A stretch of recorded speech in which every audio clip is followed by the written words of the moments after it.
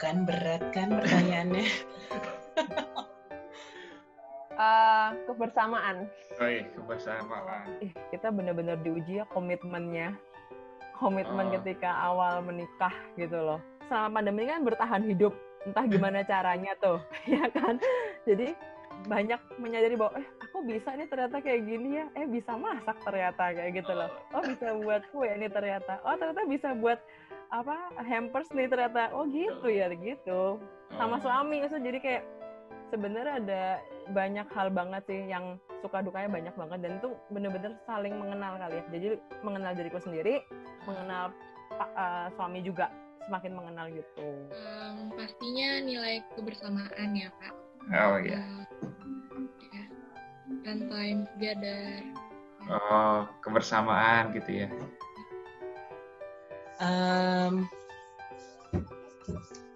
Apa tadi pertanyaan?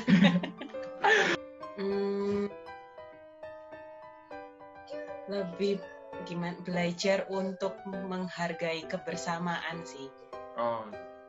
Waktu yang ada itu juga lebih dimanfaatkan sebaik mungkin. Lebih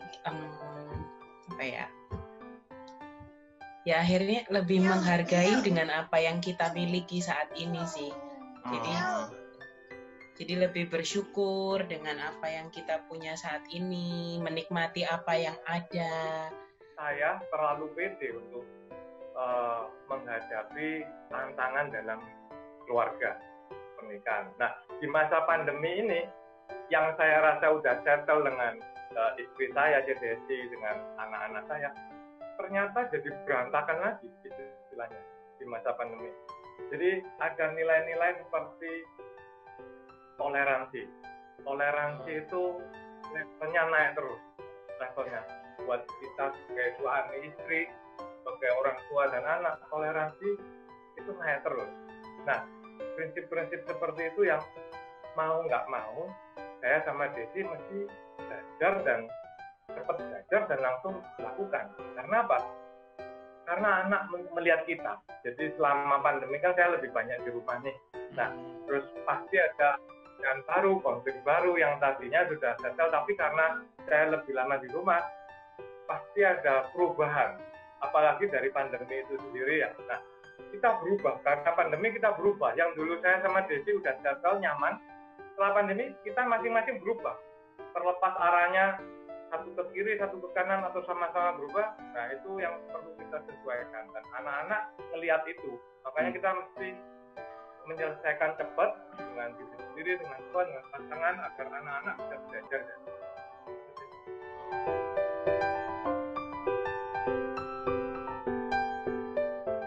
Kita coba ngobrol bener-bener heart to heart malam ketika anak sudah tidur, jadi bener-bener sebenarnya ada apa sih sama kita kok kayak gini gitu kan.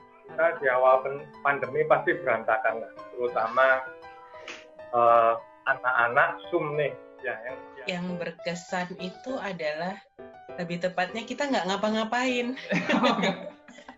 Makan bersama Pak. Makan bersama.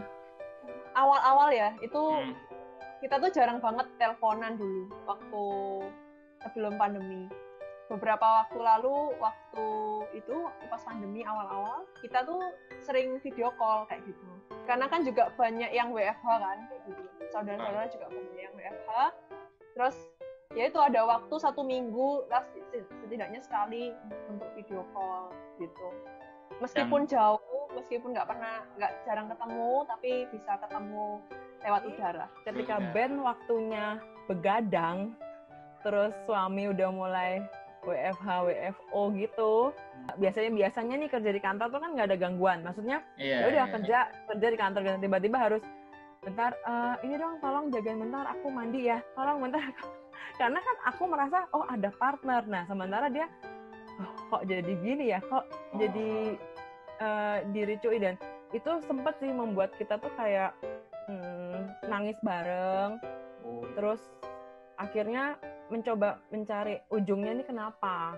Ternyata ya kita menyadari bahwa memang karena pandemi ini kita tuh istilahnya kayak under pressure gitu kan sebenarnya.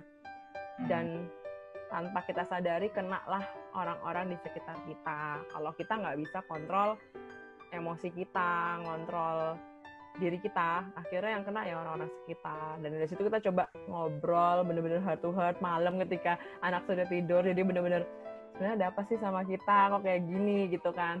Corona ini ngefek banget gitu loh, kayak tanpa kita sadari menekan kita dalam pekerjaan, terus harus merubah kebiasaan kerja yang di kantor baik-baik aja tiba-tiba harus di rumah plus anak dan istri gitu kan ya. Aku juga yang biasanya aku nih orang lapangan kali ya, karena biasa ngelesin sana kemari, terus tiba-tiba harus karena habis melahirkan, jadi kayak harus di kamar ngurusin anak, terus ketemunya sama anak lagi, rutinitasnya udah bangun, terus ngasih susu gitu-gitu kan. Jadi kayak akunya juga beradaptasinya luar biasa sih gitu loh. Dia juga beradaptasinya luar biasa, jadi kayak gue sampai nangis bareng, akhirnya doa bareng, akhirnya ngobrol, bener-bener gitu deh. Tuh satu malam itu berkesan sekali. Di rumah aja gitu, jadi Natalan di rumah, tahun baru di rumah, barusan Chinese New Year di rumah, Valentine di rumah. Itu berkesan banget sih. Kita akhirnya photoshoot di rumah waktu Natal kemarin gitu. Jadi kita set up ruang tamu pakai pohon Natal, terus ngeluarin tendanya Owen, mainannya Owen dikeluarin semua, terus akhirnya kita seragaman pakai piyama untuk mengenang gitu. Natal ini kita di rumah aja gitu untuk mengenang. Bersih-bersih rumah bareng-bareng ya. Ini. Sama ini kan biasanya nyapu sendiri, ngepel sendiri. Jadi ada satu momen kita benar-benar siapa yang ngepel, siapa yang nyapu, siapa yang bersih-bersih, ngelap-ngelap, itu kita benar-benar barengan sih. Ya, yang biasanya sekolah kita dititipin ya, anak sekolah dititip. Tapi sekarang terutama istri saya ya harus menghadapi satu anak sekolah, yang satunya juga masih kecil, Evan umur 8, dia umur 3. Jadi harus tetap mensupport kebutuhan sekolah di saat yang bersamaan, harus juga mendidik Emily, ngurusin Emily dan rumah tangga. Momen itu tuh awal berantakan, tapi dari situ kita belajar satu hal. Momen yang saya suka itu kita sebagai keluarga mau nggak mau semakin kompak ya, dan momen disiplin. Mumpung pandemi kan saya nggak terlalu banyak kerjaan, sepi kerjaannya. Tapi apa yang bisa saya lakukan buat keluarga saya. Selain saya keluarga saya, karena saya ada banyak di rumah waktunya, tapi saya juga mau berusaha apa yang saya bisa. Saya menaikkan level disiplinnya anak-anak saya. Dan itu yang membuat saya, masa pandemi ternyata kalau kita mau menurut Tuhan, kita mau nyoba, kita juga nggak main puasa dengan istri. Itu ada hal yang luar biasa, dan Desi mengakuinya juga, iya ya.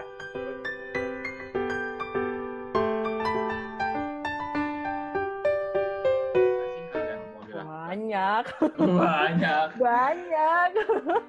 Karena kan mau ngajak papa mama liburan. Kalau saya sih yang lebih pribadi, lebih banyak liburan dengan keluarga.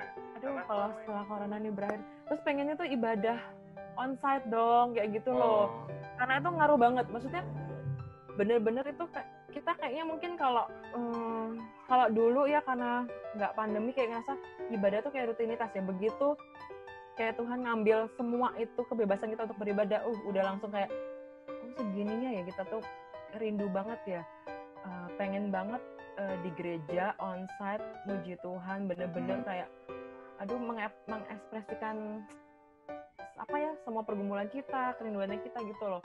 Kalau pandemi ini berakhir, pengen liburan, pengen kemanapun, pengen ke pantai, pengen ke gunung, pokoknya pengen keluar kota deh, pengen keluar dari rumah, pengen kasih Owen pengalaman baru, pengen ajak dia ketemu orang baru, lihat tempat baru gitu. Kalau pandemi selesai, pengennya sih kayak liburan bareng gitu, Pak.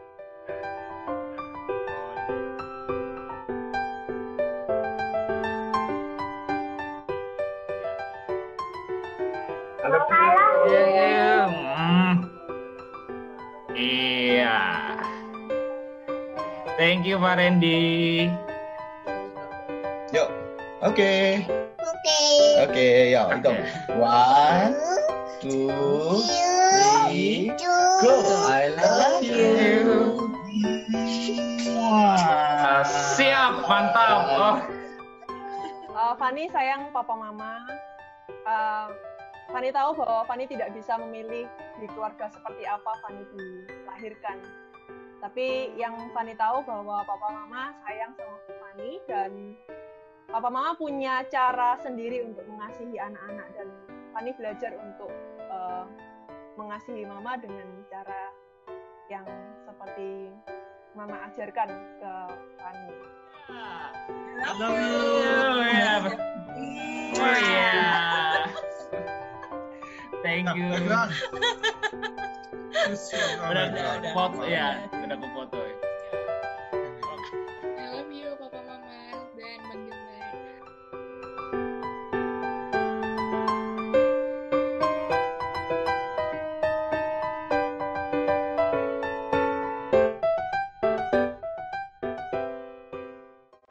Shalom jemaat yang dikasihi Tuhan dimanapun Anda berada. Mari kita mengucapkan syukur kepada Allah yang sudah memberkati kita jasmani maupun rohani di tengah-tengah masa pandemi. Kita akan menyembah Allah. Saya mengundang jemaat sekalian bangkit berdiri. Marilah kita mengambil waktu teduh di dalam doa pribadi kita.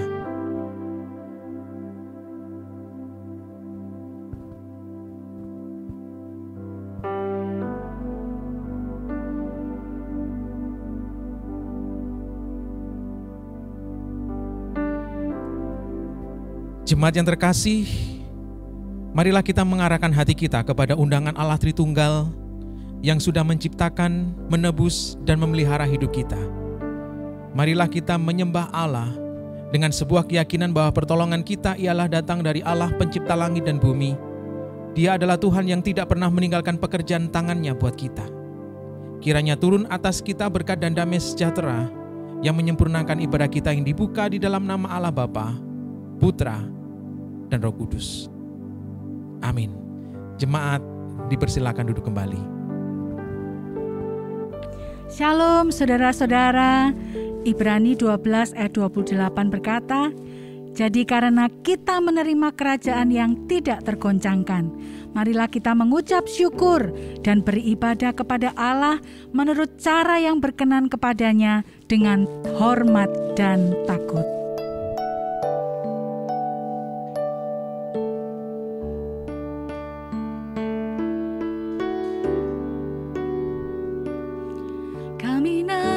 Dalam gelap tiada terang dan harapan, dari surga engkau datang, di matamu anugerah.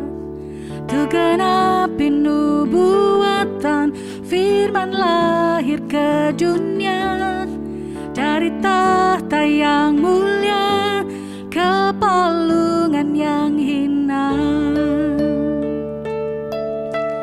Puji Dia Allah Bapa, Putra dan Roh Kudus. Puji Dia Allah Bapa, Putra, Roh Kudus Tritunggal. Allah mulia berkuasa. Puji Dia Raja segala Raja.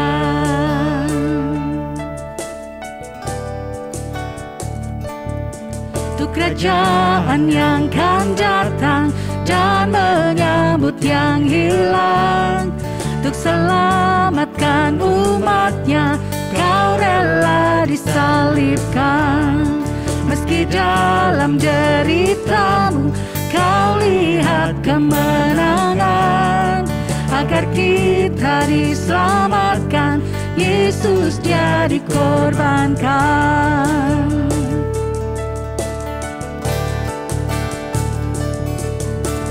Puji Dia Allah Bapa,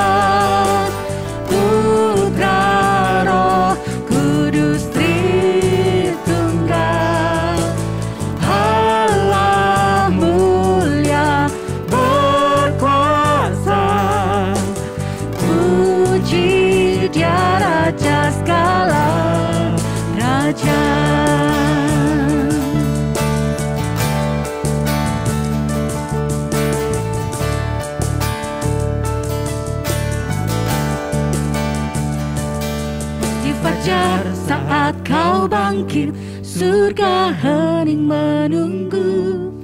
Batu kubur terbuka, Kau telah kalahkan maut. Dia yang mati telah bangkit, seluruh surga terkagum. Sebab semua yang datang pada Bapa diselamatkan. Dan gereja Kristus lahir, api Roh Kudus turun. Injil kebenarannya tak bertekuk tak sirna. Oleh darah dan namanya, di dalam Dia ku bebas. Oleh kasih Kristus Yesus, aku telah dibangkitkan. Amin. Puji Dia Allah Bapa, Putra dan Roh Kudus. Puji Dia Allah Bapa, Putra, Roh Kudus, Tritunggal. Allah mulia berkuasa. Puji Dia Raja segala raja. Puji Dia Raja segala raja. Jemaat dipersilakan untuk berdoa secara pribadi.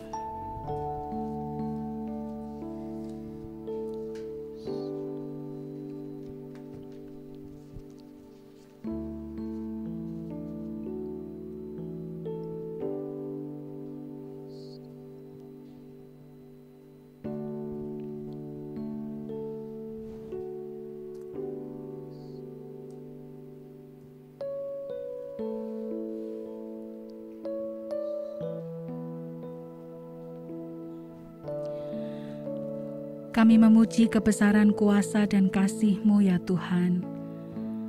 Engkau yang telah menebus kami dari maut dan memberikan pengharapan kekal di dalam-Mu. Ku sesat dalam kegelapan, Kau datang selamatkanku. Ku terikat dalam dosa, kasih-Mu bebaskanku. Kiranya setiap kami terus mengingat karya kasih-Mu yang membebaskan kami dari belenggu dosa. Kini hidup kami bukan lagi milik kami secara pribadi, tetapi milik-Mu. Dan dengan pertolongan Roh Kudus, setiap kami dimampukan untuk melakukan kehendak-Mu. Datanglah ya sumber rahmat, selaraskan hatiku, menyanyikan kasih selamat yang tak kunjung berhenti. Ajarku pujian indah, kitab Allah surga-Mu. Kan ku puji gunung kokoh, gunung pengasihan-Mu. Sekarang jiwaku memuji, hatiku Kau miliki.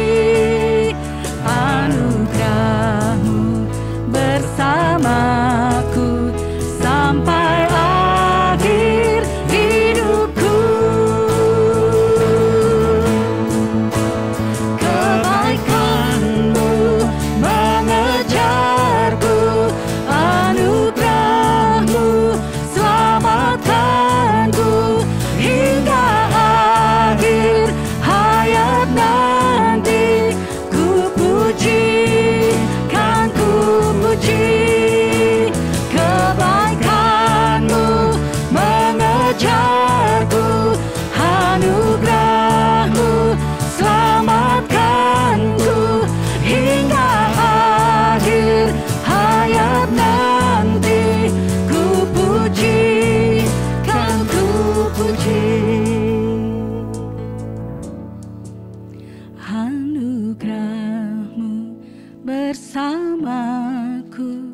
sampai akhir hidupku. Yohanes 8 ayat 12, barang siapa mengikut aku, ia tidak akan berjalan dalam kegelapan, melainkan ia akan mempunyai terang hidup. Saudara yang percaya bersama-sama katakan, amin. Puji Tuhan. Saya persilakan kita semua untuk bangkit berdiri. Kita akan bersama-sama mengikrarkan pengakuan iman rasuli yang berbunyi demikian. Aku percaya kepada Allah, Bapa yang Maha Kuasa, Khalik langit dan bumi, dan kepada Yesus Kristus, Anaknya yang tunggal Tuhan kita, yang dikandung dari Roh Kudus, lahir dari anak darah Maria, yang menderita sengsara di bawah pemerintahan Pontius Pilatus, disalibkan, mati dan dikuburkan, turun ke dalam kerajaan maut. Pada hari yang ketiga, bangkit pula dari antara orang mati, naik ke surga, duduk di sebelah kanan Allah, Bapa yang Maha Kuasa. Dan dari sana ia akan datang untuk menghakimi orang yang hidup dan yang mati. Aku percaya kepada Roh Kudus, gereja yang kudus dan am, persekutuan orang kudus, pengampunan dosa, kebangkitan tubuh, dan hidup yang kekal. Amin. Terang Kristus ada di dalam kita, dan hendaklah kita hidup di dalamnya, agar semua orang dapat memuliakan nama Tuhan.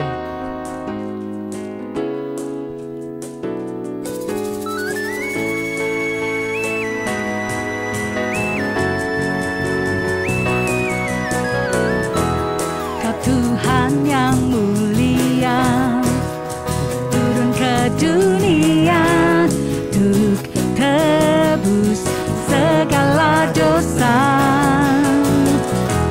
Kau beri keselamatan, beri kesempatan, kasih-Mu mengubahkan. Jika ku akui semua dosaku, maka Kau adalah setia dan adil. Amin. Terima kasih Tuhan. Dari segala yang jahat,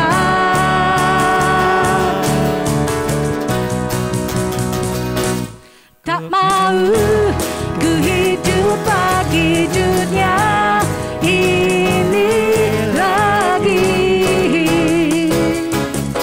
Tak ingin kompromi, tak ingin lakukan hal yang dapat dukakan hati-Mu.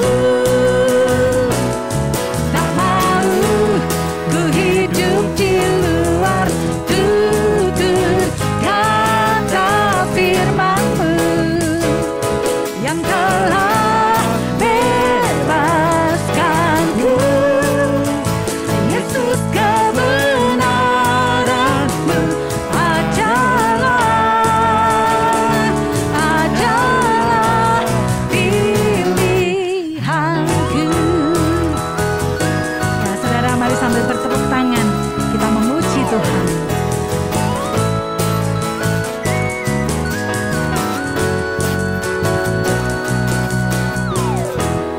Kau Tuhan yang mulia, turun ke dunia untuk tebus segala dosa. Terima kasih. Kau beri kesempatan, beri kesempatan, kasih-Mu mengubahkan. Jika ku akui semua dosaku, maka Kau adalah setia dan adil. Kau kan mengampuni dan sucikan dari segala yang jahat. Katakan kepada Tuhan, tak mau ku hidup bagi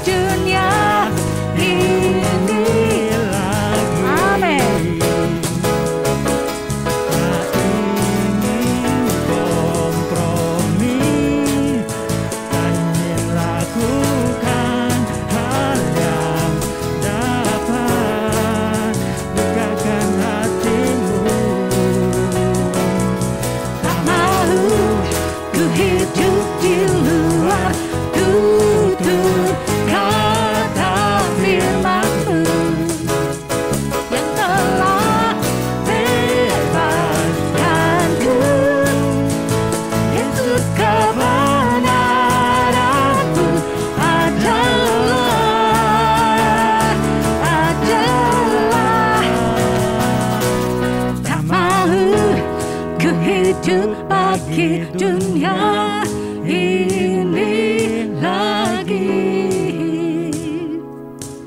Tak ingin kompromi, tak ingin lakukan hal yang dapat dukakan hatimu.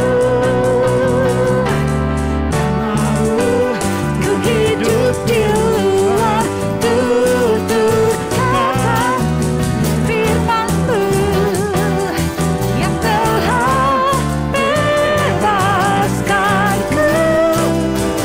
Yesus, kebenaran-Mu adalah pilihanku.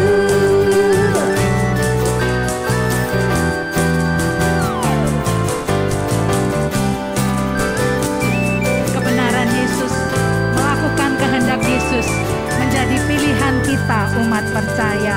Amin. Amin. Silakan duduk Bapak Ibu Saudara yang terkasih.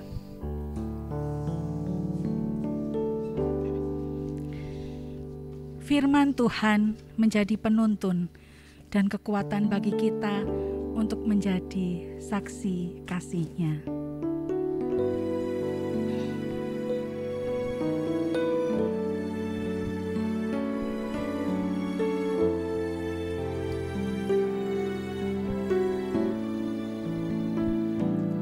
Andaikan aku lakukan yang luhur mulia, jika tanpa kasih cinta hampa tak berguna.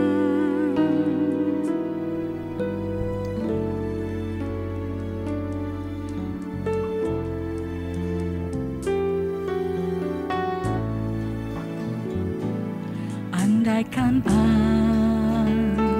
aku pahami bahasa semua hanyalah bahasa cinta, kunci tiap hati.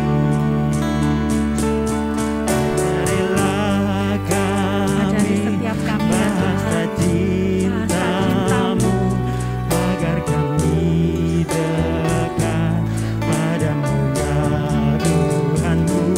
Ajarilah kami bahasa cinta-Mu, agar kami dekat padamu.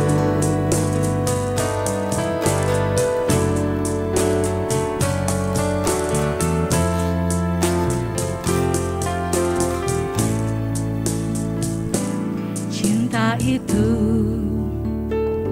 lemah lembut, sabar sederhana. Cinta itu murah hati, rela menderita. Andaikan aku berikan segala milikku, segala milikku, namun tanpa kasih cinta hampa tak berguna.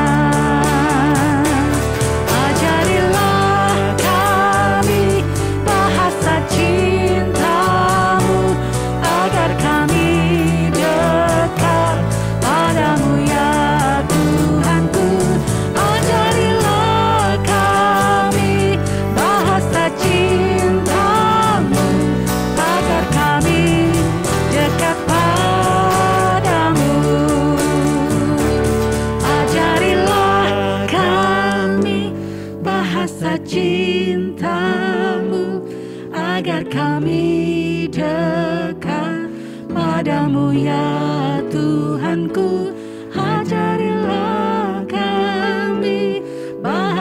cintamu, agar kami dekat padamu, agar kami dekat padamu.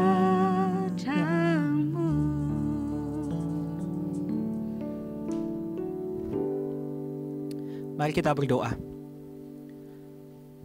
Tuhan, kami bersyukur kesempatan boleh beribadah. Kami rindu untuk mendengarkan firman-Mu, diubahkan oleh kebenaran dan kasih-Mu, sehingga kami bisa menjadi anak-anak Tuhan yang setia kepadamu, khususnya kepada anggota keluarga kami.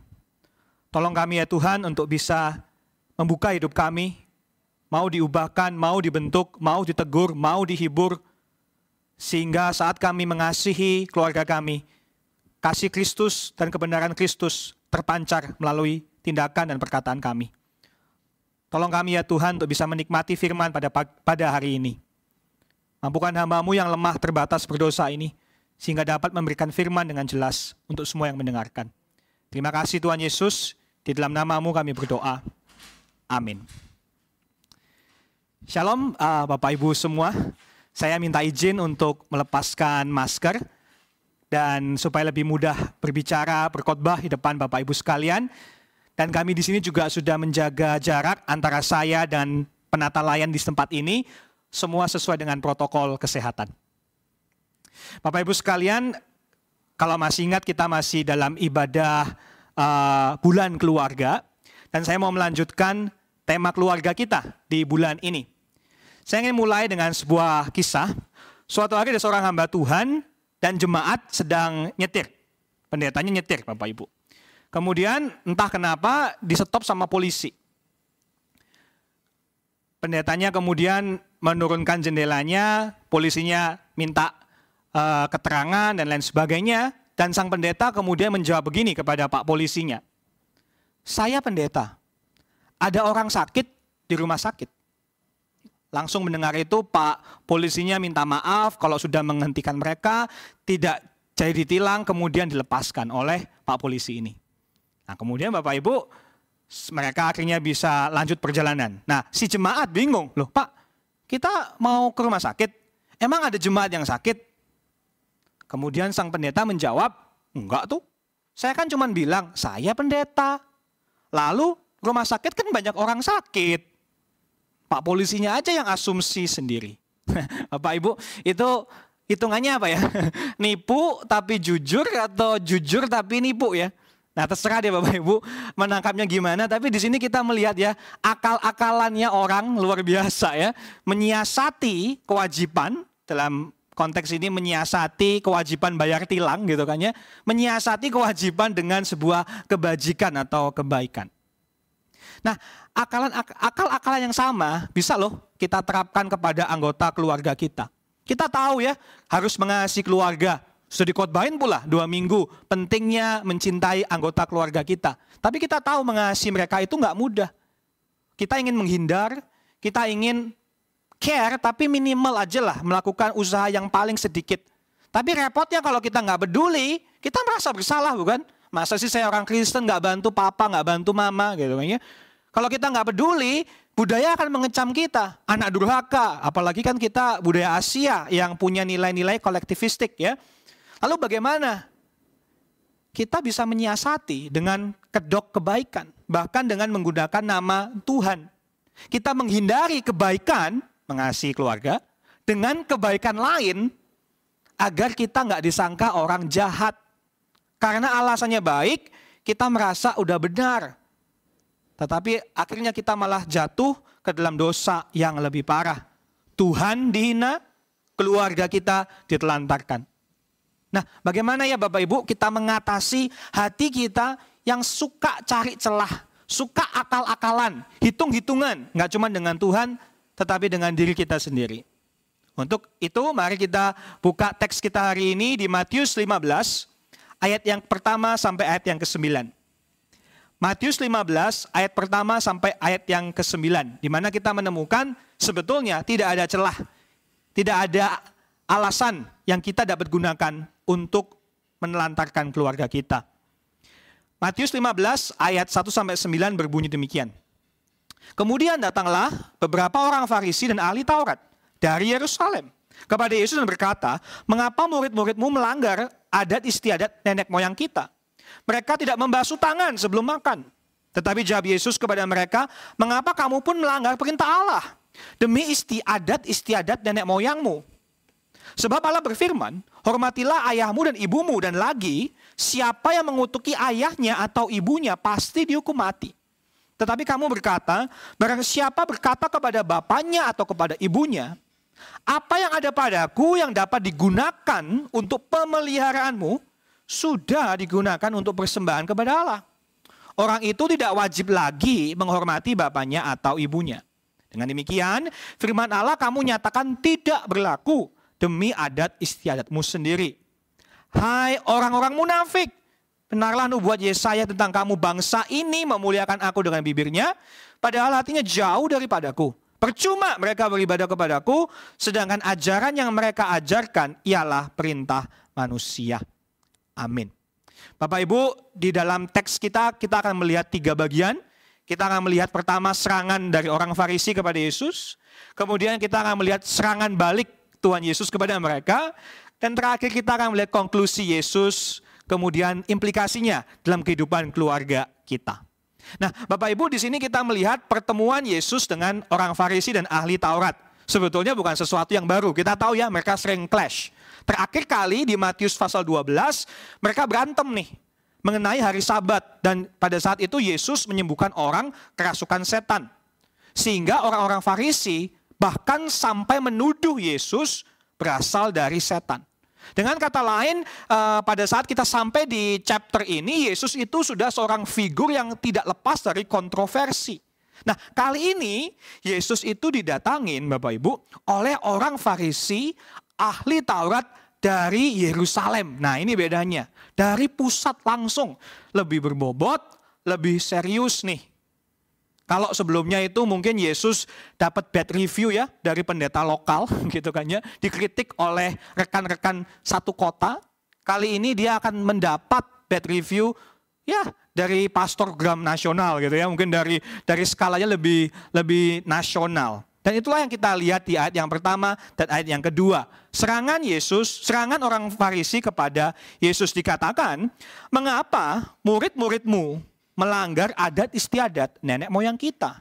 Mereka tidak membasuh tangan sebelum makan." Perhatikan Bapak Ibu, yang diserang bukan Yesus tapi murid-muridnya ya. Kenapa? Karena murid-murid Yesus itu merepresentasikan ajaran Yesus.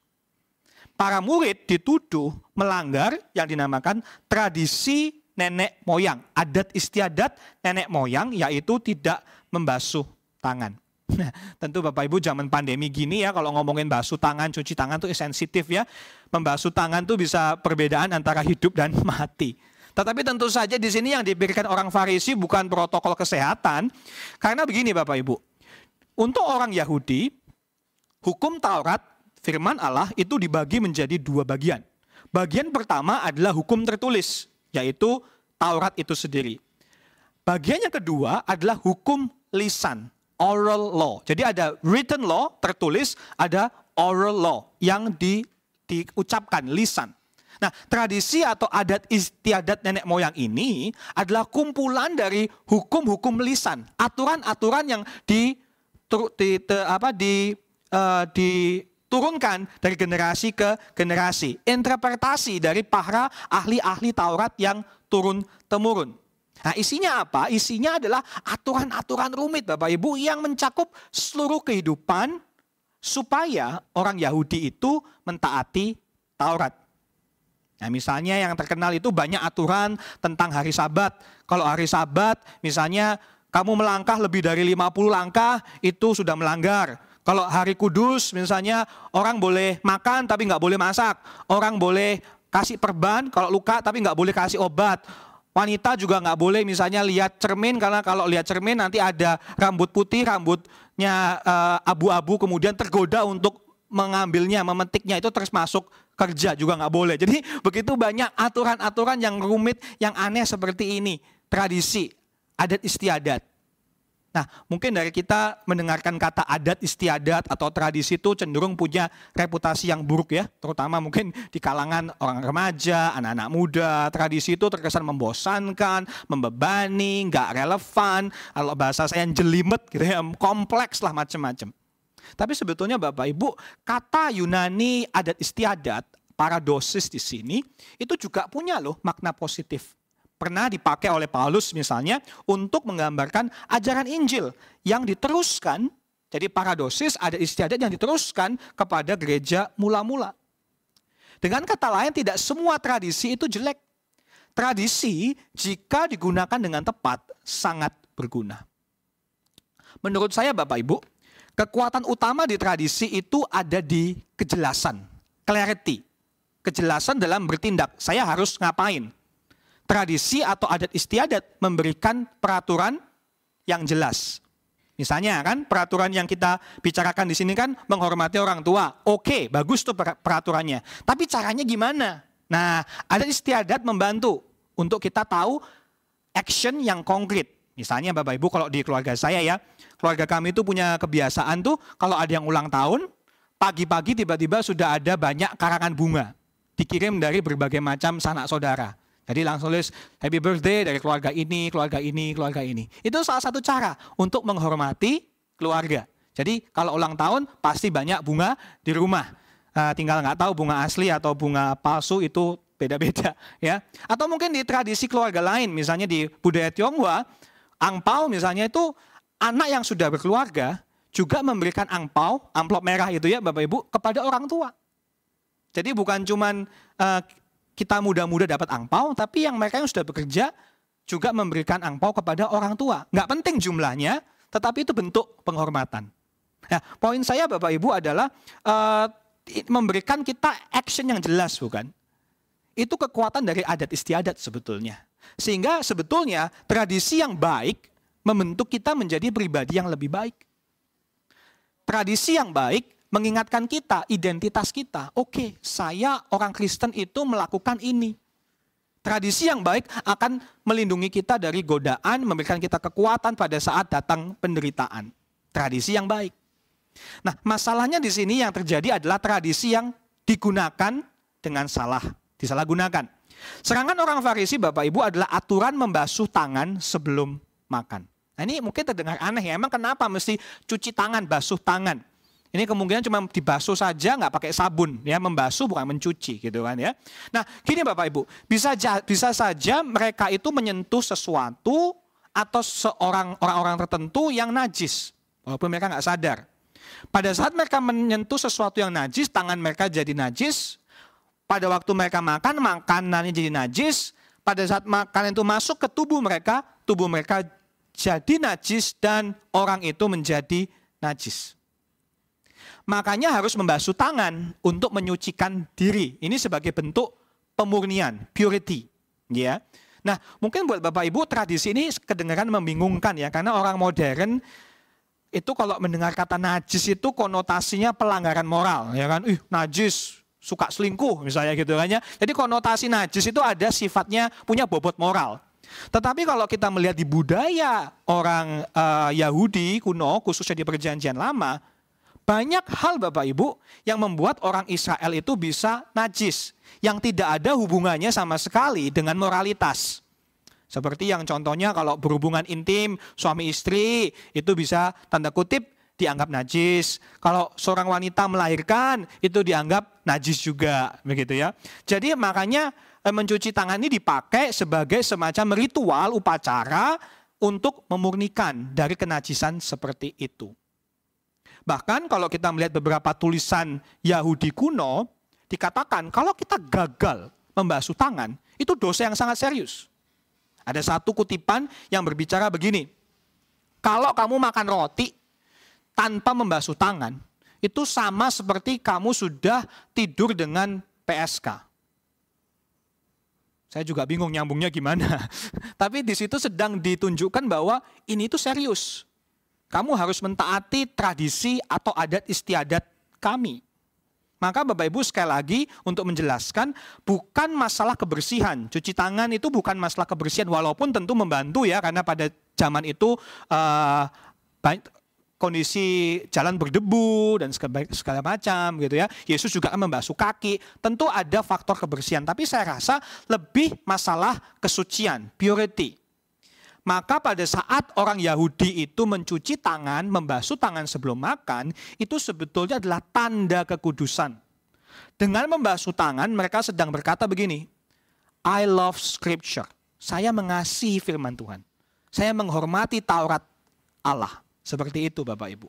Sehingga mereka mencuci tangan supaya mereka tidak dengan sengaja atau tidak sengaja merusak perintah Allah.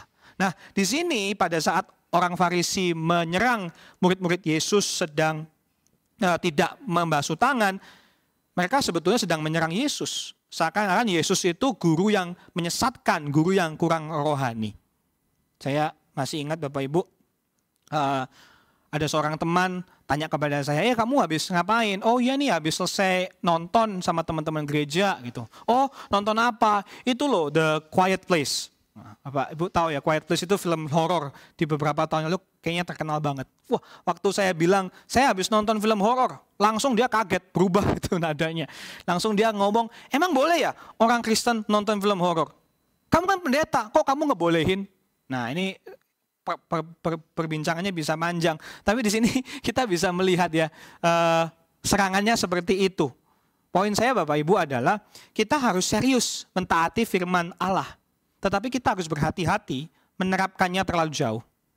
Kita harus serius mengasihi, mentaati, tunduk kepada ajaran firman. Tetapi kita harus berhati-hati menerapkannya terlalu jauh. Yang tidak sebetulnya dimaksudkan oleh penulis asli. Nah, bagaimana respon Yesus di sini? Kita lihat Bapak Ibu, Yesus di sini nggak cuma menjawab balik. Yesus sebetulnya menyerang balik. Kenapa? Karena dia tidak menjawab langsung isu tentang basuh tangan. Perhatikan, saya akan baca ayat 3-6. Tetapi jawab Yesus kepada mereka, mengapa kamu pun melanggar perintah Allah? Demi adat istiadat nenek moyangmu. Sebab Allah berfirman, hormatilah ayahmu dan ibumu, dan lagi, siapa yang mengutuki ayahnya atau ibunya pasti dihukum mati.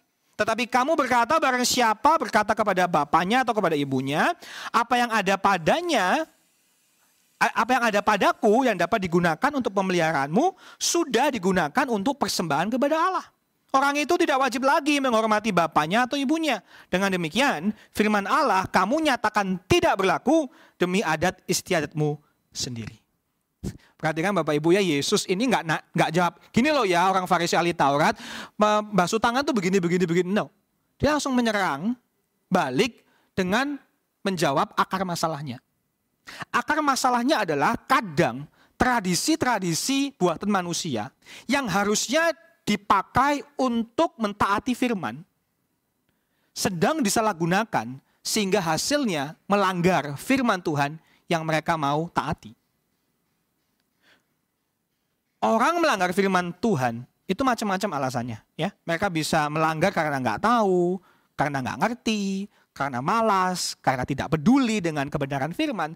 Tetapi di sini lebih menakutkan lagi. Perhatikan ayat yang ketiga dikatakan, mengapa kamu melanggar demi adat istiadat nenek moyangmu. Dalam bahasa Inggrisnya for the sake of. Dengan kata lain, mereka melanggar perintah Allah demi mengikuti adat mereka sendiri. Makanya kalau saya boleh katakan demikian kira-kira, Yesus sedang menuduh mereka, menyerang balik mereka cukup pedas dengan berkata, mereka yang para pembela firman ini ternyata adalah para pelanggar firman. Para pembasuh tangan ini sebetulnya adalah para penyiksa orang tua. Kok bisa? Mari saya jelaskan. Di ayat yang keempat, Yesus menyebutkan dua perintah Allah, bukan? Hormati ayah ibu, siapa yang mengutuki mereka akan dihukum mati. Menghormati orang tua, kata menghormati, honor, timao, di sini sama seperti perikop yang kita baca minggu lalu, 1 Timotius 5 ayat yang ke-8. Menghormati orang tua nggak cuman kita menghargai mereka, tetapi di sini adalah mempedulikan mereka, membantu mereka pada saat mereka butuh, khususnya bantuan finansial, bantuan material. Jadi benar-benar menjaga. Dan penghormatan ini nggak cuma dalam bentuk tindakan, bahkan sampai perkataan, ya kan? Kalau kamu sampai mengutuk, kamu dihukum mati. Berarti kan kita harus menghargai dengan perbuatan dan juga dengan perkataan. Yesus sedang mengucapkan dengan jelas bahwa memperdulikan orang tua lewat tindakan dan perkataan bukan hanya kewajiban, bukan hanya sebuah kebaikan, bukan hanya sebuah kesopanan, tetapi adalah perintah Allah. Sekali lagi, Yesus sedang menjelaskan peduli orang tua lewat perkataan dan tindakan adalah perintah dari Allah. Tetapi kamu berkata, kata Yesus di ayat yang ke-5, kamu berkata seakan-akan melawan perintah Allah, Allah ngomong begini, kamu ngomong gini. Kamu berkata, ayat yang ke-5, barang siapa berkata kepada bapaknya atau ibunya, apa yang ada padaku yang dapat digunakan untuk pemeliharaanmu, tadi ya, memelihara, memberikan bantuan finansial misalnya, sudah aku pakai untuk persembahan kepada Allah. Jadi, aku nggak wajib lagi menghormati kamu. Di sini Bapak Ibu, ada sebuah celah. Ada cara menyiasati supaya anak-anak tidak perlu, tidak wajib taking care of the parents, gak wajib memperdulikan orang tuanya. Mereka menemukan loophole, menemukan celah dalam tradisi yang bernama korban, yaitu persembahan kepada Allah. Jadi tradisi ini, adat istiadat ini, itu seperti begini. Mereka itu bersumpah, melakukan deklarasi resmi kepada Tuhan, bahwa kami akan mendedikasikan uang kami atau rumah kami untuk kebutuhan bait Allah. Tanda tangan, materai, gitu ya. Pokoknya sudah diserahkan kepada, tanda kutip, diserahkan kepada Tuhan. Sehingga kalau sudah diserahkan kepada kebutuhan bait Allah, tidak bisa dijual, tidak bisa dicairkan, tidak bisa dipakai untuk kebutuhan apapun kecuali untuk kebutuhan bait Allah. Sehingga di sini Bapak Ibu, kalau misalnya nih anak-anak itu tiba-tiba orang tuanya datang kemudian minta tolong atau gimana, anaknya dia nggak bisa bilang, sorry, barangku, uangku sudah aku jadikan korban, persembahan. Nggak bisa aku cairkan buat bantu papa, buat bantu mama, udah nggak bisa. Bahkan kalau anaknya menyesal, bertobat, aduh aku kok salah, kenapa waktu itu aku melakukan sumpah ini di hadapan Tuhan, nggak penting banget sih gitu ya. Aku waktu itu marah sama papa mama, mungkin. Nggak bisa ditarik kembali. Bahkan kalau orang tuanya sampai dalam kondisi yang parah, nggak punya apa-apa, sedang sakit, sangat butuh bantuan anaknya, minta tolong. Tapi kalau sudah kadung dipersembahkan, kadung disumpahkan kepada Tuhan atau dalam konteks kita kepada bait Allah, sudah tidak bisa digunakan untuk membantu orang tua. Sehingga Bapak Ibu, apa yang sebetulnya sebuah aksi iman, ya, sebuah religious offering, persembahan yang baik, berfungsi seperti kutuk kepada orang tua. Bahkan menelantarkan orang tua. Di sini Bapak Ibu, yang terjadi adalah Tuhan menjadi celah bagi anggota keluarga untuk tidak mempedulikan orang tua mereka. Saya ulangi sekali lagi, Tuhan menjadi celah bagi anggota keluarga untuk menelantarkan orang tua mereka. Kalau alasannya Tuhan, mana bisa dilawan? Ada sebuah film dokumenter yang saya pernah nonton, semi dokumenter, menceritakan tentang skandal pelecehan seksual di gereja. Dan seorang korban pada saat ditanya, kenapa kok kamu nggak ngomong apa yang terjadi kepada kamu? Kenapa kok kamu nggak kasih tahu orang tua atau pendeta bahwa orang ini sudah melecehkan kamu, seorang pendeta atau pastor? Dan dia bijak begini Bapak Ibu. How can you say no to God? Bagaimana kamu berkata tidak kepada Tuhan? Bagaimana kamu menolak Tuhan? Karena buat orang ini, pastor atau pendeta itu merepresentasikan Tuhan. Dengan kata lain di sini Bapak Ibu kita melihat ada teologi yang salah kaprah, teologi yang ironis, yang kejam. Tuhan menjadi alasan bagi orang Farisi untuk mempertahankan pengaruh dan kuasa mereka atas kehidupan orang lain. Mereka menganggap bahwa pada saat anak-anak, orang-orang di sini melanggar sumpah, yaitu sumpah korban, itu untuk membantu orang tua, pada saat misalnya mereka mau melanggar sumpah korban membantu orang tua, itu sama saja dengan sudah melakukan dosa. Maka ada seorang teolog berkata seperti ini, Bapak Ibu sekalian, the sin in the story is religious devotion. There is a devotion to God that hurts God because it hurts people. Dosa di dalam kisah ini adalah pengabdian rohani, kesetiaan kepada Tuhan. Sehingga ada kesetiaan kepada Tuhan yang menyakiti Tuhan karena menyakiti orang lain. Maka di sini dikatakan kau sudah membuat firman Allah tidak berlaku lagi. Ini adalah sebuah artinya sebuah teknis yang berarti firman Tuhan sudah kehilangan kekuatannya. Sehingga firman Tuhan tidak lagi menjadi firman. Begitu Bapak Ibu. Maka Yesus mengambil kesimpulan di sini. Ayat yang ke-7 sampai ke-9 dikatakan, hai orang-orang munafik, benarlah nubuat Yesaya tentang kamu. Bangsa ini memuliakan aku dengan bibirnya, padahal hatinya jauh daripadaku. Percuma mereka beribadah kepadaku, sedangkan ajaran yang mereka ajarkan ialah perintah manusia. Yesus menyimpulkan mereka ini orang yang munafik. Mereka pakai topeng, mereka tidak jujur dengan apa yang mereka katakan. Ada yang salah dengan hati mereka. Orang Farisi ini melihat bahwa ternyata tangan yang bersih itu menunjukkan hati yang kotor. Mereka boleh membasuh tangan mereka berkali-kali, tetapi hidup mereka tidak sesuai dengan tindakan agamawi mereka. Maka dikatakan ibadahmu kosong, tidak percuma karena hatinya jauh daripada Tuhan. Ada seorang hamba Tuhan pernah berkata salah satu tanda orang yang munafik adalah dia menjadi orang Kristen di mana-mana kecuali di rumah. Saya ulangi, tanda orang munafik adalah dia menjadi orang Kristen dimanapun kecuali di rumah. Itu ibarat kalau Bapak Ibu mendengarkan pendeta berkhotbah, kemudian di dalam hati Anda berkata bohong, bohong, bohong. Karena Anda tahu yang dia ucapkan tidak sesuai dengan yang dia hidupi. Dan di sini Yesus sedang berkata bahwa sebetulnya sikap ini bukan sesuatu yang baru. Sudah terjadi jauh pada zaman Yesaya.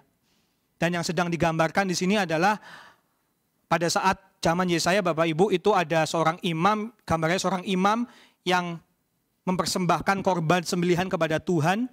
Dia mengangkat tangannya penuh darah korban dan berharap pada saat kalau dia sudah mengorbankan ini kepada Tuhan, maka dosanya diampuni. Padahal mereka sedang berlaku tindak ketidakadilan kepada anak yatim piatu dan janda-janda. Mereka berharap kalau sudah berdoa, sudah menyembelih korban, mereka boleh tidak mempedulikan orang-orang yang vulnerable, orang-orang yang tersisihkan. Begitu juga di sini. Apa yang dilakukan oleh orang Farisi adalah mereka berharap kalau sudah dipersembahkan kepada bait Allah, mereka nggak perlu lagi mempedulikan orang tua. Kalau sudah dipersembahkan kepada Tuhan, mereka bisa tidak perlu lagi mengasihi orang tua mereka. Tetapi sebetulnya Bapak Ibu seperti kata 1 Samuel 15 ayat 22. Tetapi jawab Samuel, apakah Tuhan itu berkenan kepada korban bakaran dan korban sembelihan? Sama seperti kepada mendengarkan suara Tuhan. Sesungguhnya mendengarkan lebih baik daripada korban sembelihan. Memperhatikan lebih baik daripada lemak domba-domba jantan. Bagaimana Bapak Ibu hari ini? Apakah kita sungguh menempatkan prioritas kita di tempat yang benar? Ketaatan daripada mengikuti tradisi atau adat istiadat tertentu. Mendengarkan perintah Tuhan yang sederhana daripada kita membuat lebih rumit hanya karena kita mau menyiasati kewajiban kita. Maka apa yang bisa diambil? Beberapa hal Bapak Ibu pelajaran rohani yang kita bisa ambil. Pertama, kita perlu mengevaluasi ulang ya tradisi-tradisi atau adat istiadat yang kita pegang. Termasuk tradisi iman. Adat istiadat dalam gereja, cara-cara kita melakukan hal-hal tertentu di dalam gereja. Mungkin ada liburan-liburan yang kita lakukan bersama, caranya bagaimana.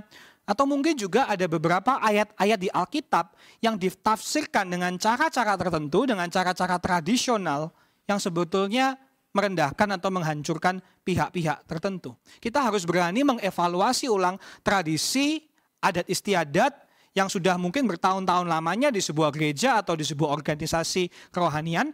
Dan kita lihat apakah memang selaras dengan firman Allah, selaras dengan prinsip Alkitab yang benar. Saya masih ingat beberapa interaksi dengan jemaat. Dulu tuh ada seorang anak muda yang marah sekali kepada saya. Karena dia masih ingat itu waktu liburan, dia mau pulang ke rumah orang tuanya. Tetapi karena itu pas Natal dan dia harus dijadwalkan untuk pelayanan. Harus nyanyi di choir, karena itu tradisi. Kalau ada acara besar, anak-anak muda harus semua ikut choir. Masalahnya, anak muda ini nggak ditanya oleh pada saat itu pembinanya. Nggak ditanya, kamu bisa nggak? Kamu mau nggak?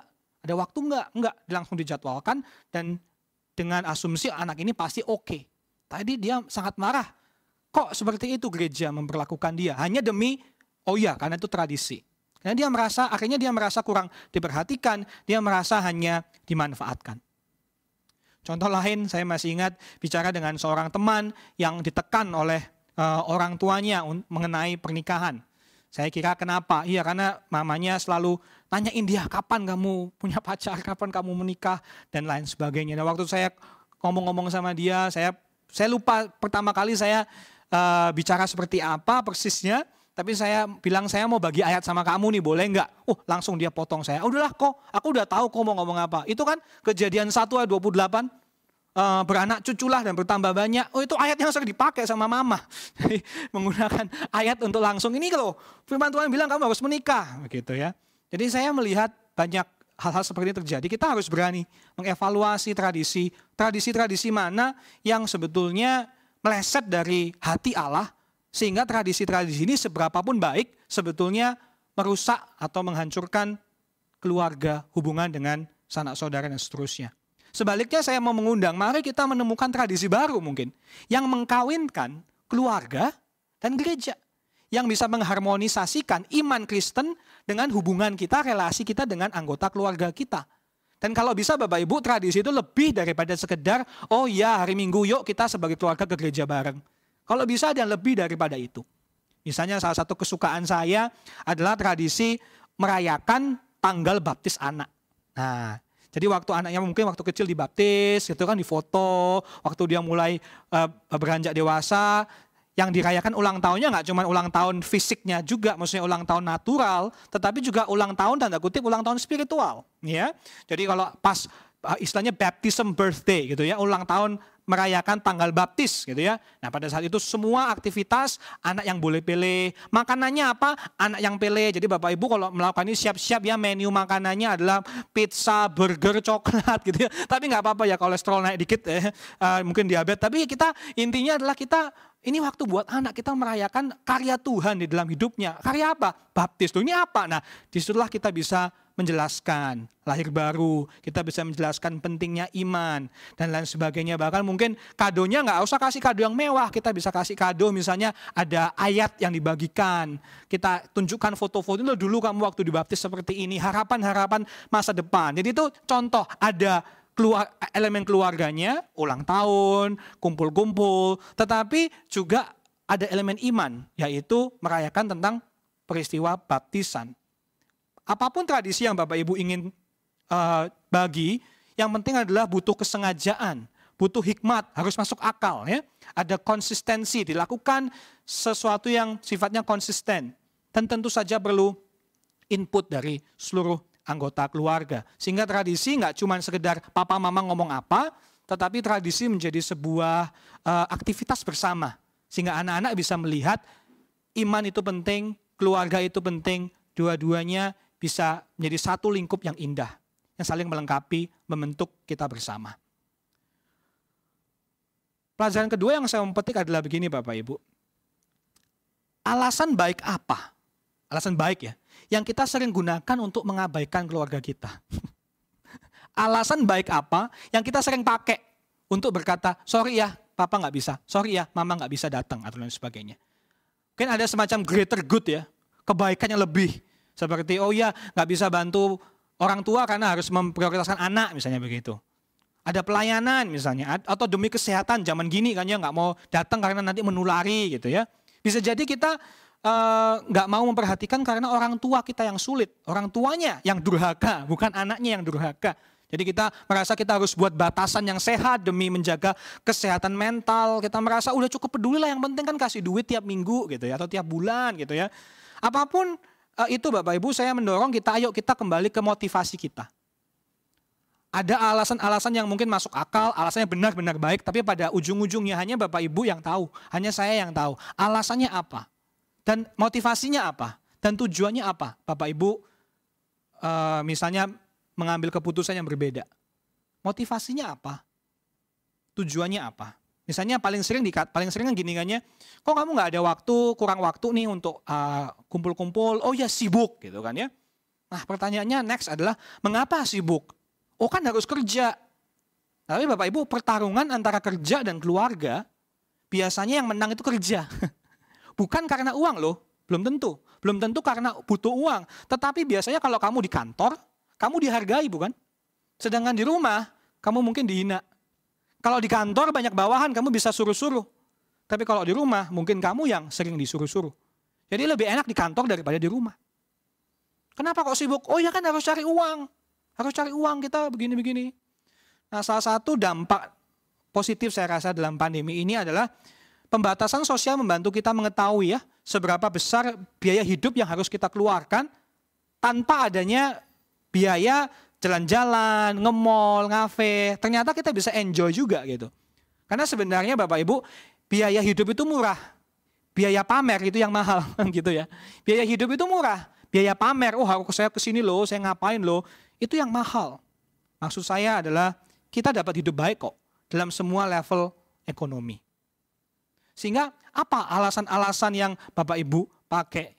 Saya rasa Bapak Ibu pada akhirnya lebih baik kita mengakui kelemahan kita daripada kita mencari alasan dengan kedok agama. Lebih baik kita apa adanya daripada kita pura-pura. Inilah kelemahan kita. Dan kita memperbaiki dengan kekuatan Tuhan. Selanjutnya pelajaran yang kita bisa ambil adalah, saya mau Bapak Ibu ingat bahwa penipuan yang paling sering terjadi adalah penipuan kepada diri sendiri.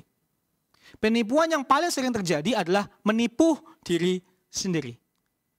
Bapak Ibu, Tuhan adalah standar penentu kebaikan dan kebenaran.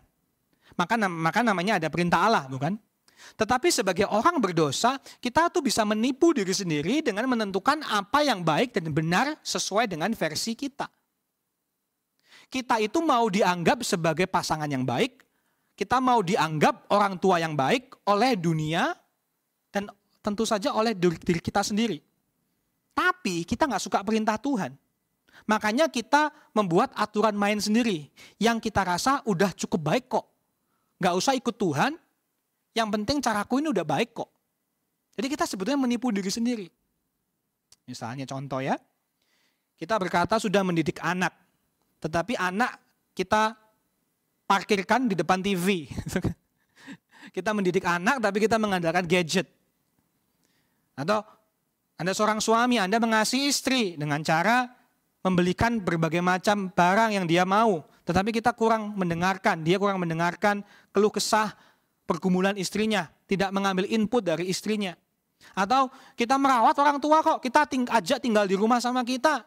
Tapi sebetulnya orang tuanya setiap hari diminta, "Ma, tolong jagain cucu ya, Ma, tolong sekalian masakin ya." Sedangkan kita sibuk misalnya ngafe sama teman-teman. Apa yang terjadi di sini Bapak Ibu? Kita menemukan celah bukan? Kita menemukan celah loh. Aku loh orang tua yang baik. Aku sudah kasih gini, aku sudah begitu. Aku loh anak yang baik. Aku sudah membantu papa, aku sudah membantu mama. Tapi sebetulnya kita hanya baik versinya kita. Kita tidak benar-benar mempedulikan anggota keluarga seperti yang Tuhan inginkan.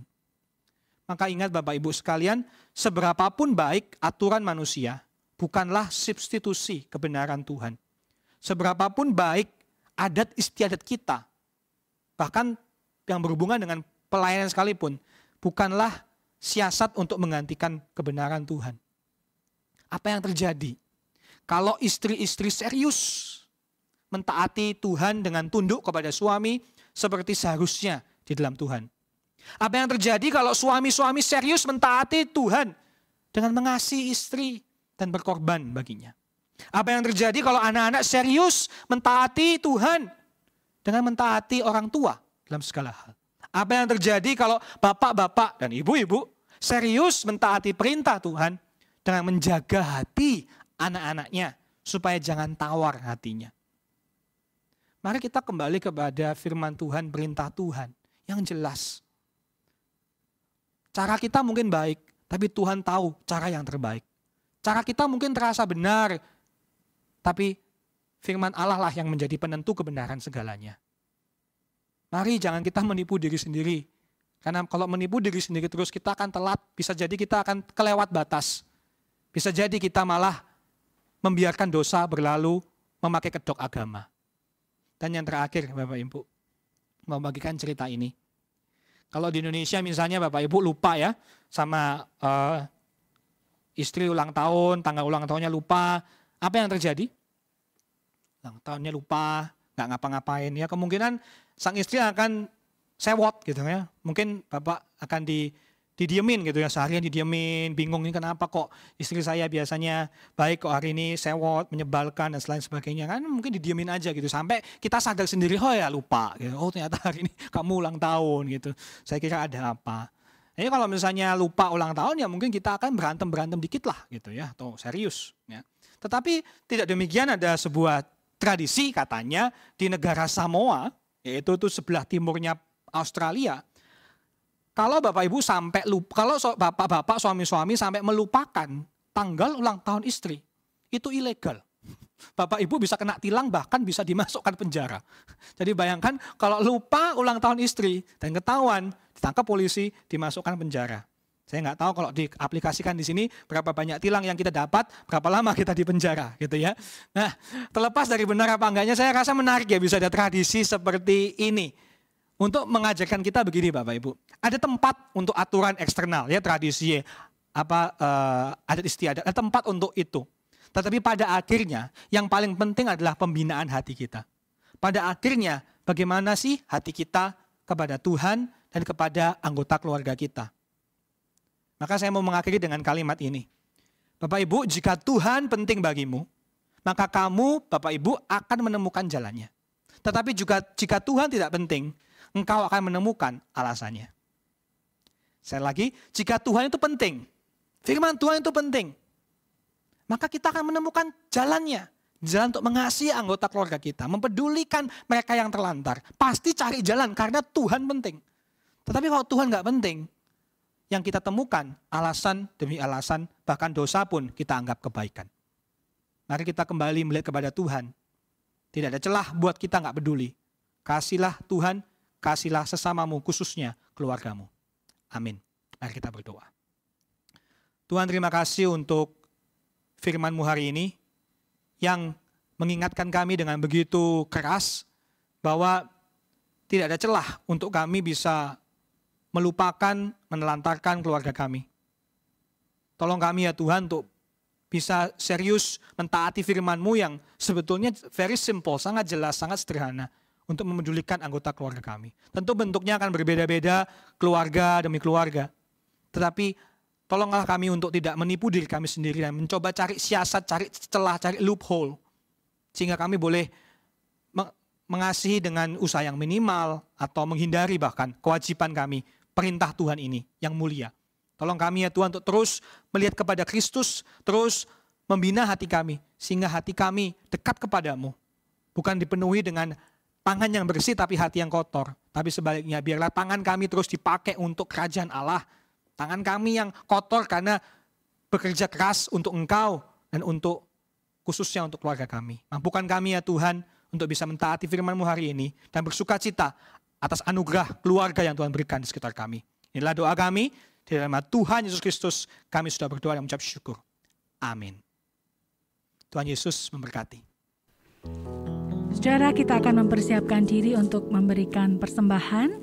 Silakan mentransfer persembahan ke nomor rekening yang tertera pada layar.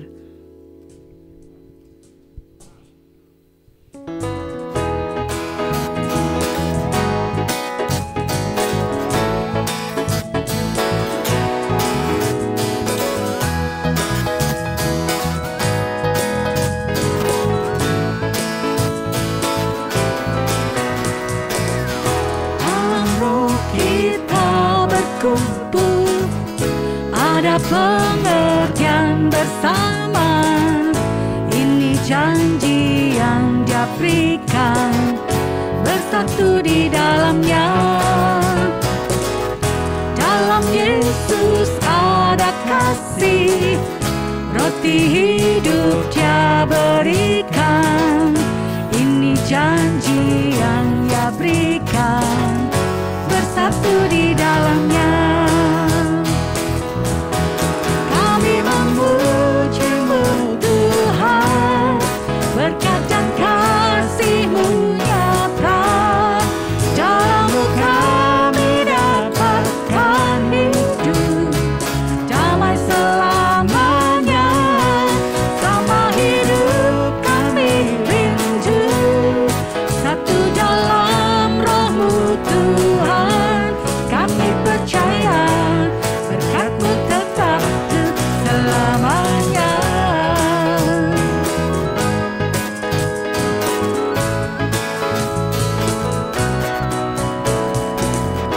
Saat kita akan berkumpul, bagi kasih pengertian, kita dapat merasakan kesatuan di dalamnya. Bersyukurlah pada Yesus dan berkat-Nya pada kita, yang menuntun hidup kita. Oh, bersyukurlah.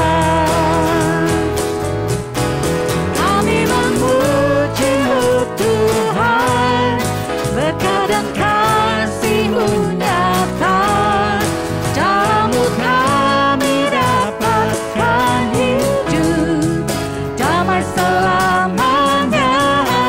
Sama hidup kami rindu, satu dalam Roh-Mu Tuhan.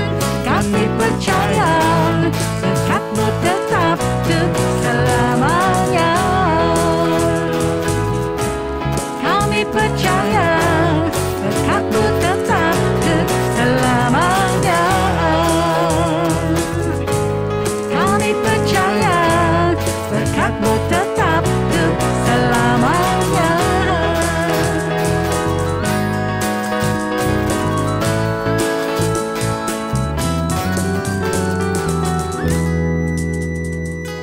Mari kita berdoa, membawa persembahan dan pokok doa syafaat kepada Tuhan. Tuhan, kami memberikan persembahan ini kepadamu dengan hati yang penuh dengan limpah syukur dan juga hati yang penuh sukacita. Semua ini Tuhan berikan kepada kami untuk kami kelola dan dengan bijaksana. Dan kami mendukung doa untuk jemaat-Mu yang dipercayakan untuk mengatur keuangan gereja, kiranya dengan hikmat Tuhan, dengan pimpinan Tuhan, apa yang sudah dipersembahkan oleh jemaat ini sungguh bermanfaat bagi kerajaan Tuhan. Dimanapun Tuhan menginginkan, kami bisa menggunakan persembahan ini untuk kemuliaan Tuhan. Dan saat ini kami juga berdoa Tuhan untuk pemulihan beberapa daerah di Indonesia yang sedang dilanda bencana alam. Mohon Tuhan memberikan hikmat kepada pemerintah dalam mengatasi hal ini. Tuhan juga memberikan penghiburan, kekuatan, dan juga menyembuhkan trauma yang mungkin dialami oleh para korban bencana alam ini. Dan kami juga berdoa Tuhan supaya bantuan-bantuan yang mengalir ke tempat-tempat yang dilanda bencana ini bisa diterima dengan baik oleh para korban bencana alam. Kami juga berdoa Tuhan untuk para hamba Tuhan REK, kiranya setiap hamba-Mu yang sudah dipercaya untuk mendampingi jemaat, untuk menolong jemaat dengan hikmat dan kekuatan, sehingga mereka juga bisa mengembangkan talenta yang Tuhan berikan secara optimal. Dan melalui pelayanan setiap hamba Tuhan, jemaat bisa semakin bertumbuh dalam pengenalan akan Engkau. Dan yang terakhir Tuhan, kami juga berdoa untuk acara CPC online yang akan diselenggarakan pada hari Senin 22 Januari 2021 dengan tema Bounce Back Starting from Minus. Dengan pembicara Bapak Yosa Setiadi dan juga Pak Imam Wijoyo, kiranya ada banyak umatmu, ada banyak pendengar yang bisa bergabung, dan Kau juga memberikan hikmat kepada para pembicara supaya bisa menyampaikan materi dengan baik, memberikan wawasan, pengetahuan, masukan yang bisa diterapkan di dunia pekerjaan. Ini seluruh doa kami naikkan di dalam nama Tuhan Yesus Allah kami yang hidup. Amin.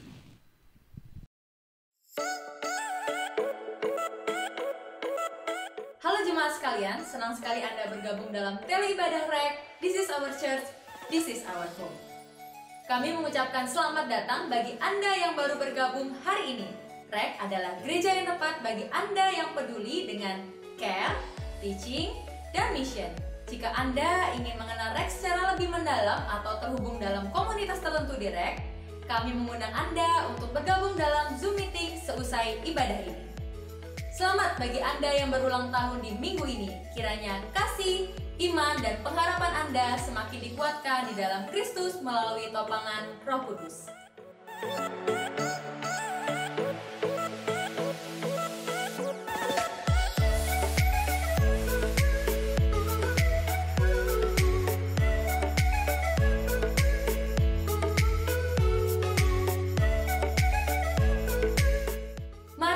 Beberapa menit untuk mendoakan dan mengucapkan selamat kepada jemaat REK yang akan berulang tahun minggu depan. Nama-nama mereka adalah sebagai berikut.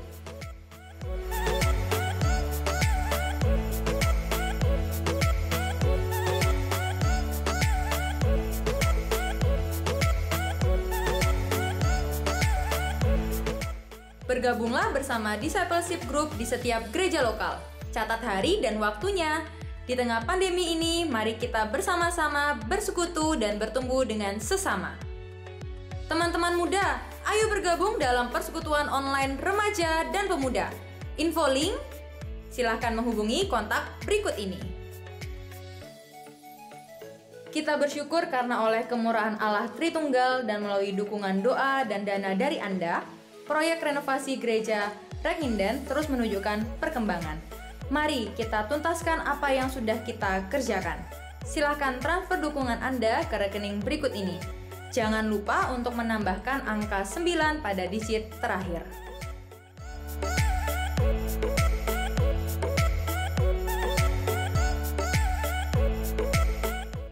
Mari hadir dalam seminar keluarga M2 yang bertema Skandal Anugerah dalam Keluarga. Pembicara oleh Evangelis Sindunata Kurniawan. Hari Jumat 26 Februari 2021 pukul 7 sampai dengan 9 malam via Zoom. Untuk pendaftaran silakan dapat daftar melalui link berikut ini atau menghubungi Bapak Agusani dan Ibu Nike melalui nomor WhatsApp berikut. Christian Professional Community mengadakan CPC Talks Online yang ke-12 dengan tema Bounce Back Starting from Minus dengan pembicara Yosa Setiadi, CEO Bawang Soy, Co-founder Konsultan Indonesia, dan dimoderatori oleh Imam Wijoyo, Chairman Indonesian Winning Institute.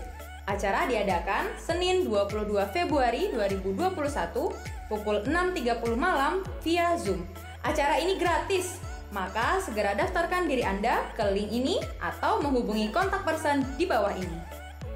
Kami segenap hamba Tuhan, majelis dan jemaat REK mengucapkan selamat menempuh hidup baru kepada Saudara Eko dan Saudari Naomi, putri dari Bapak Agus Wandono, yang telah melaksanakan pemberkatan nikah di GKJW Babatan, Surabaya, 21 Februari 2021. Kiranya Tuhan Yesus menyertai kehidupan pernikahan Anda selalu. Demikianlah informasi untuk minggu ini. Stay safe, stay healthy. God bless you. See you next week.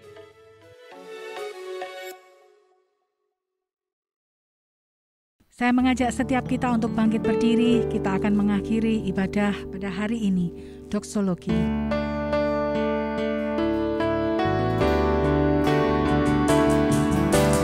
Puji Dia Allah Bapa, Putra Roh Kudus Tritunggal, Allah mulia berkuasa. Puji Dia Raja segala raja. Jemaat yang dikasihi Tuhan, marilah kita menjadi pelaku-pelaku firman untuk memuliakan namanya. Dan terimalah berkat Tuhan. Kiranya Allah Bapa memberkati dan melindungi engkau dengan berkat jasmani maupun rohani. Kiranya Yesus Kristus menyinari engkau dengan wajah-Nya dan memberikan kasih karunia keselamatan surgawi.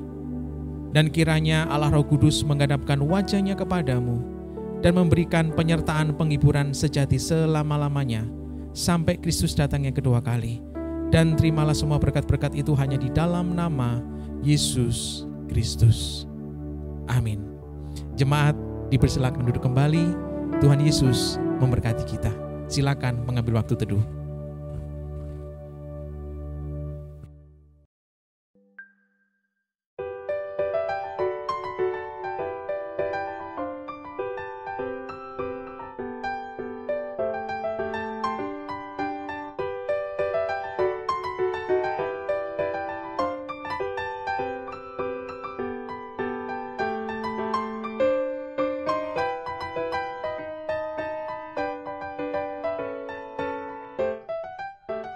Berat kan pertanyaannya. Kebersamaan. Oh iya, kebersamaan. Kita benar-benar diuji ya komitmennya. Komitmen ketika awal menikah gitu loh. Selama pandemi kan bertahan hidup, entah gimana caranya tuh, ya kan.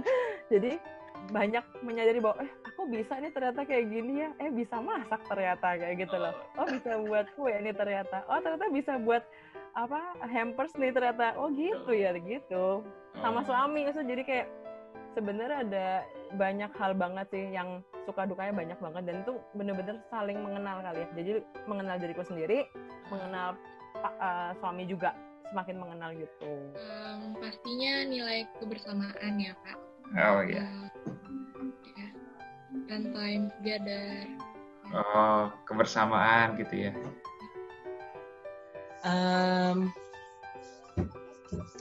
Apa tadi pertanyaannya? Lebih gimana, belajar untuk menghargai kebersamaan sih. Waktu yang ada itu juga lebih dimanfaatkan sebaik mungkin. Lebih ya akhirnya lebih menghargai dengan apa yang kita miliki saat ini sih. Jadi lebih bersyukur dengan apa yang kita punya saat ini, menikmati apa yang ada. Saya terlalu pede untuk menghadapi tantangan dalam keluarga, pernikahan. Nah, di masa pandemi ini, yang saya rasa udah settle dengan istri saya, Desi, dengan anak-anak saya, ternyata jadi berantakan lagi istilahnya di masa pandemi. Jadi ada nilai-nilai seperti toleransi. Toleransi itu levelnya naik terus. Levelnya buat kita sebagai suami istri, sebagai orang tua dan anak, toleransi itu naik terus. Nah, prinsip-prinsip seperti itu yang mau nggak mau, saya sama Desi mesti belajar dan cepat belajar dan langsung lakukan. Karena apa? Karena anak melihat kita. Jadi selama pandemi kan saya lebih banyak di rumah nih. Nah, terus pasti ada yang baru, konflik baru yang tadinya sudah settle, tapi karena saya lebih lama di rumah, pasti ada perubahan. Apalagi dari pandemi itu sendiri ya. Nah, kita berubah. Karena pandemi kita berubah. Yang dulu saya sama Desi udah settle, nyaman. Setelah pandemi kita masing-masing berubah. Terlepas arahnya, satu ke kiri, satu ke kanan, atau sama-sama berubah, nah itu yang perlu kita sesuaikan. Dan anak-anak melihat itu. Makanya kita mesti menyelesaikan cepat dengan diri sendiri, dengan Tuhan, dengan pasangan, agar anak-anak bisa belajar.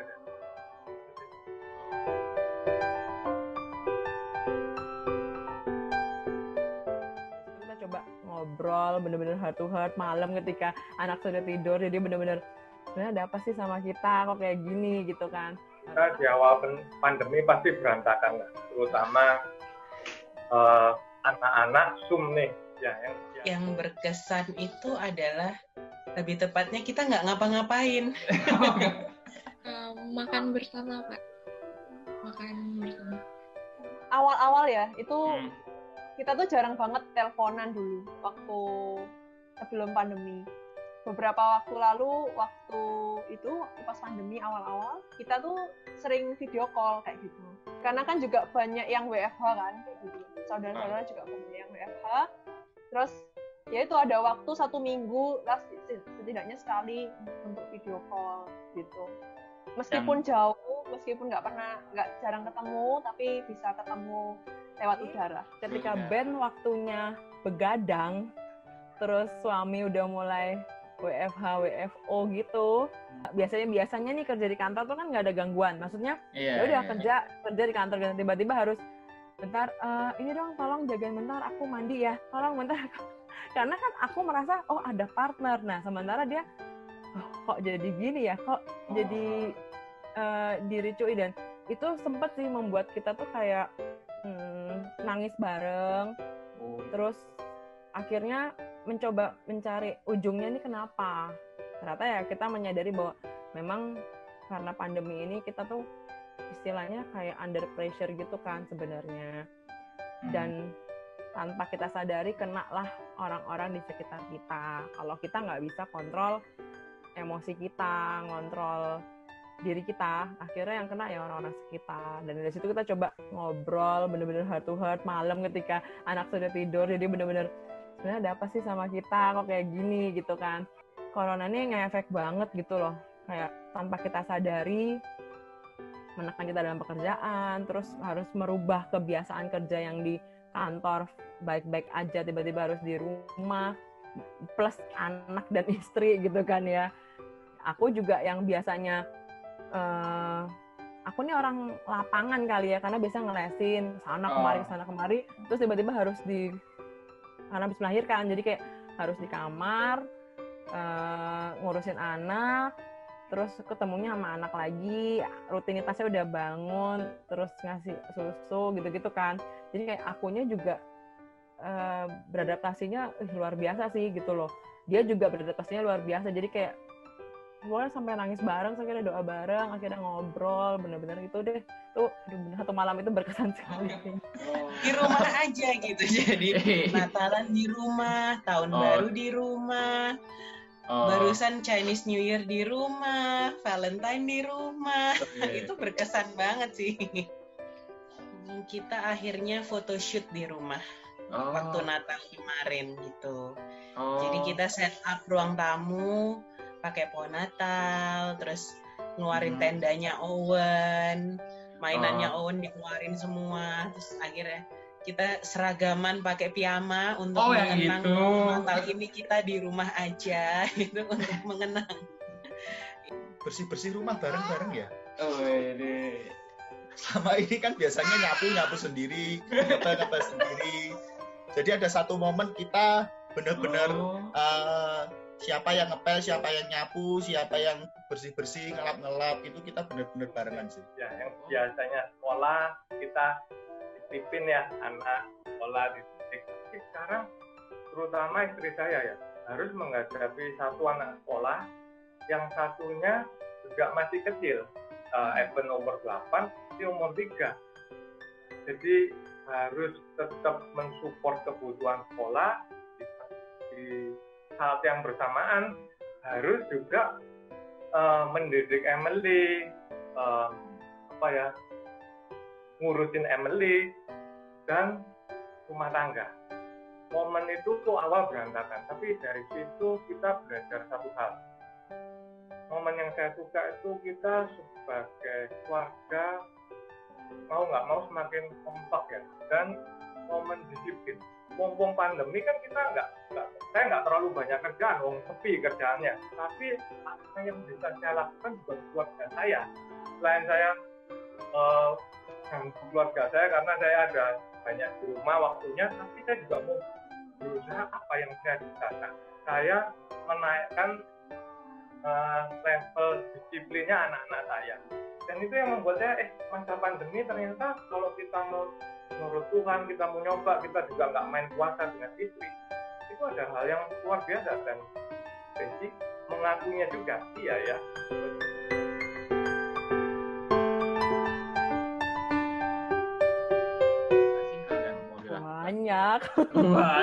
Banyak karena kan mau ngajak papa mama liburan. Kalau saya sih yang lebih pribadi lebih banyak liburan dengan keluarga.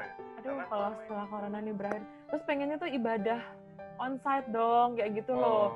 Karena itu ngaruh banget. Maksudnya bener-bener itu kita kayaknya mungkin kalau dulu ya karena nggak pandemi kayak ngerasa ibadah tuh kayak rutinitas ya. Begitu kayak Tuhan ngambil semua itu kebebasan kita untuk beribadah, udah langsung kayak segininya ya kita tuh rindu banget ya. Pengen banget di gereja onsite muji Tuhan, bener-bener kayak mengekspresikan apa ya semua pergumulan kita, kerinduannya kita gitu loh. Kalau pandemi ini berakhir pengen liburan, pengen kemanapun, pengen ke pantai, pengen ke gunung, pokoknya pengen keluar kota deh, pengen keluar dari rumah, pengen kasih Owen pengalaman baru, pengen ajak dia ketemu orang baru, lihat tempat baru gitu. Kalau pandemi selesai, pengennya sih kayak liburan bareng gitu Pak.